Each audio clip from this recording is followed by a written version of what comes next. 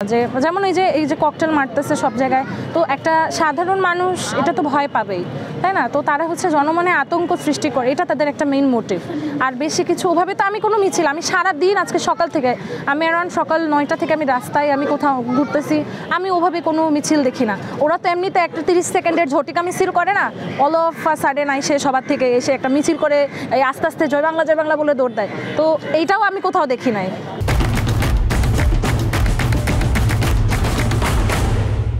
ওই যে ফার্ম গেটের কারকে গতকাল দেখেছেন না, আরোটা কি মুখে একটা মাস্ক, কপালে একটা মাস্ক, গলায় একটা মাস্ক, ওটাকে আপনি কিভাবে, ওদের যদি অতখানি সৎসাহস থাকতো তাহলে ওপেন এই জায়গায় সবাই আছে, তারা ওপেন এদিকে একটা মিছিল নিয়ে যাক না, তারা তো করতে পারতো সেটা, বাট তারা করবে না। তারা জনমনে ভয় দিবে, আতঙ্ক দিবে, এরপরে হচ্ছে তারা বলবে এই যে লকডাউন সফল। কিন্তু কই লকডাউন? আপনি সবাই স্কুল কলেজে গিয়েছে, আমার ভার্সিটিও আজকে ওপেন ছিল, তাহলে লকডাউন আসলে এটা কেউ মানতেছে না, এটা তাদের ভাষ্যমতো লকডাউন। আর এই ওয়ার্ডগুলোও তারা কিন্তু আন্দোলনে যেই ওয়ার্ডগুলো ব্যবহৃত হয়েছে সেই ওয়ার্ডগুলোই চুরি করে করে ইউজ করতেছে, ঢাকায় রাখতেছে সবাইকে, আমাদের আন্দোলনের সময় যেটা হয়েছিল।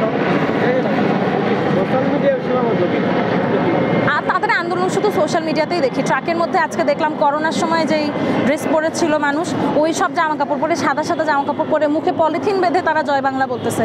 সো তাদের এত ভয় কেন? তারা যদি এত তাদের সৎ সাহস, তারা ওপেন রাস্তায় এসে আমাদেরকে অ্যানাউন্সমেন্ট করে আসুক যে আমরা অমুক জায়গায় আছি, আমরা যাব অমুক জায়গায়, আজকে আমাদের সমাবেশ, ওপেনলি করুক তারা কাজটা। তারা কিন্তু সেটা করছে না। তারাও জানে যে দে আর গিলটি, তারা জানে না এতটুকু?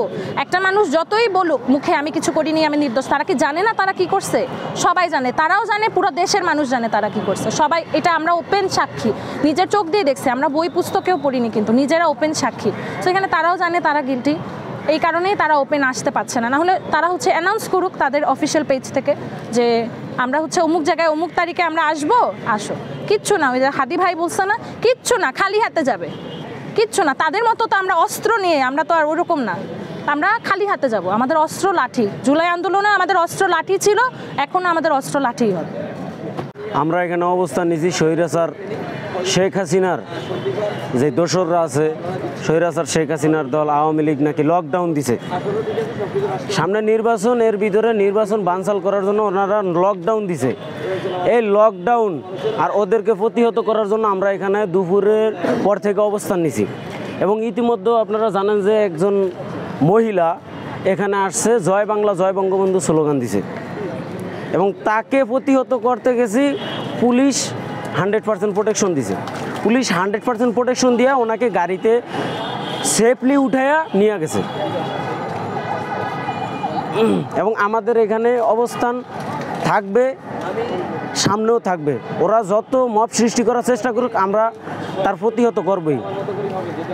বাংলাদেশ জাতীয়তাবাদী দল বিএনপি, আমি একজন ছাত্র দলের কর্মী, আমরা 100% প্রতিহত করবই, ওরা যতই মব সৃষ্টি করুক।